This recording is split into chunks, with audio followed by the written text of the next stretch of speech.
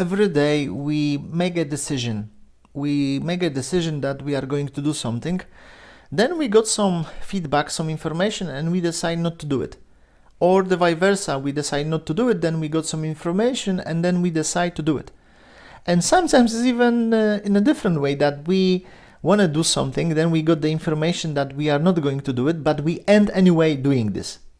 And we don't want to do it, and then we got some information that we will do it, but at the end our nature is stronger and we are not going to do it. For example, when we feel fear, when we feel pain, when we feel chaos in our life, and we don't want to deal with the situation, of course. So what we do everything what is in our power to make it so adequate so that the pain we feel, it's not being felt for a long time. We just want to feel this pain for a short time, not for a long time. So the procedure, at the end of the day, we try not to deal with, and we do everything what we can not to deal with the problem, not to deal in a way that everybody will know about it. We just want to do it quickly, shortly. We don't want to let go, let's say, for example, money. We don't want to let go, let's say, the control of other people, our partner, our employees. We don't want to let go of what we feel about the situation if I can have it more. Why should I let it go? If I feel pain because I can have more money, but I, let's say, decide to have it less, then I feel pain. I don't want this pain. I want this pain to disappear. When the pain will disappear? When I take more money. But really the pain disappear? So what kind of consciousness is that? And what can we learn from the Kabbalist about it? And the Kabbalists give us in Torah the story about the king of Moab, Balak, and the prophet Bilam. And king of Moab, it's our consciousness, is the fear. He was afraid of letting go the Israeli through his land. So our fear is, let's say, I am going to lose this offer. I am going to lose this partner. I am going to lose this money. That's our fear. And what does the fear do? Try to figure it out a way not to feel this pain, not to feel this fear. So everything what we do next, it's the Bilam. It's the Bilam, is the consciousness of the proroc or the prophets that was going to curse the Israel. And what he did, he said, okay, maybe I will do it, maybe not, but let's start from that you are not the ministers. And your status to ask me and request me to do the curse, it's too low. Let's send over the ministers. So the king of Moab sent the ministers, and then he decided to go and curse the Israel. And on the way to the place, there is an angel on the road, and the proroc, the prophet, didn't see him. You know how the prophet didn't see an angel, but the donkey he was riding on, saw it and start to talk in the human language. And Bilam the prophet, he didn't hear that neither. So what is going on here? What is going on about this story? And the story tells about our behavior, about our nature, about our consciousness, what we do. And to make this matter clear, I will explain that to you on the practical example of my life.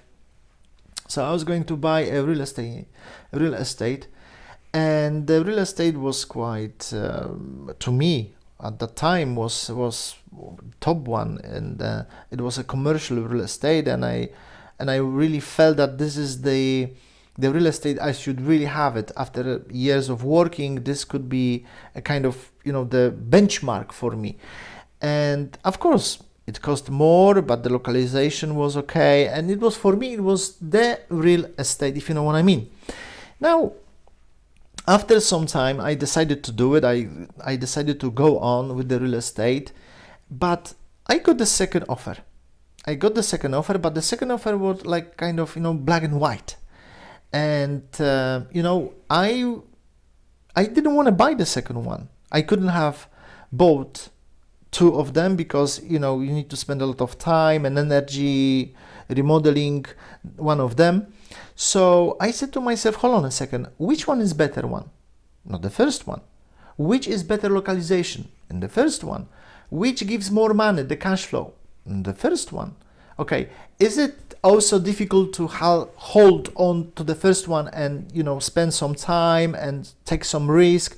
Of course, I have to do it in the first one too. So why I should take the second one? It's pointless. Obviously I will take the first one. So the Creator gives us the sign. Shall we take it or shall we not? And what we sometimes do, we say, okay, let's consider the second one. And the second one, it's less money. It also gives us a lot of pain. And our pain is even stronger then, because I have to work more, I have to work harder, I have to talk to a lot of people, I have to travel more. And you see, I don't want this. I don't want this pain of losing money. Why I should accept less money if I can hold it and take it more in easier way? Why? Because the pain which I have in the first circumstances, then it's shorter. It's shorter pain. In the second circumstances, the pain is open. It's more pain to deal with. I don't want to deal with the pain.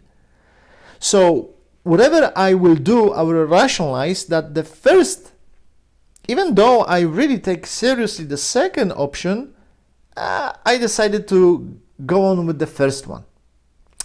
Now, it's our nature. At the end of the story is that I didn't buy the first one, I bought the second one. But you see, I'm trying to tell you that we lie to ourselves very often, because everything what it shows to us is that more money, better localization, better real estate, better cash flow, less work, it's the first one. So if we want to get on with something and go on, basically, whatever it's our nature, to everybody of us is different kind of nature and different decision we will pick up. Maybe you will say, of course I will not do the first one, I will buy the second one. But in different instances you will do the same. It's because we don't want to kind of see the signs that the Creator gives us. We don't want to see them. And we think that doing our job, it's always we do in a proper way. But then after a few weeks, few months, few years, we say, well, we made a mistake. Why I didn't see that those days at that time? We don't see it. Why not? And the Creator gives us the feedback all the time. So I could have a justification. Hold on a second. But in the first one, I have to invest more money. But in the first one, I have to work even harder. But in the first one, okay, I would have to travel and etc. It's the same. Why I shouldn't pick up the same? How about the second one? Which one was more painful to me? The more painful was the second one, because the pain is open. I don't know how much money I'm going to earn. I don't know when I am going to earn the money. Whereas in the first one, it's very easy. Chak, chak, chak, chak. It's quite simple, straightforward. Everything works. Now, so what's the story here? It's not about the real estate. It's about our transformation. If you want to see something like the Bilam, he wanted to curse, let's say, the Israel. But he shouldn't have. So he even didn't see the angel. The donkey saw the angel. The donkey spoke human language, but he didn't hear. It's the same with us. If we see something that we want to do, we always find the justification that we fight with ourselves, that we fight with our ego. But it's not our ego, really, we fight with, or we want to transform. We want to just leave it and live as quick as we can the painful stuff we have in us. And this is what it's worth mentioning this, we should pay attention to. And we can pay attention to only with a teacher, only with the Hevra, only with someone who can see this, because we don't see these places. We think we can prove it, but it's extremely difficult for us to see places that we don't see what we can change in ourselves. Therefore, for example, the champions like Mayweather, the unbeaten, the boxer champion, he has his mentor, his father, his trainer, whoever that is. And every champion has. How about the Federer who played the tennis? It's the same. Why he should have somebody else? He's the best one ever. Does he need a coach? What for?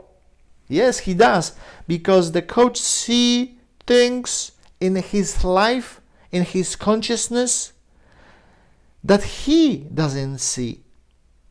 So in order to see what we are doing not right, we just pick it up. Yes, I want to do it, then I don't want to do it, but I do it. Or I don't want to do it, then I do it, but I will do it anyway. Or I don't want to do it, then I will do it. You never know. So it's very funny. We think that we control it, but it's worth thinking about it, whether or not we want to have our own coach and or someone who could truly and sincerely can point in us what we should change. I hope this video helps you, and see you in the next video presentation. All the best.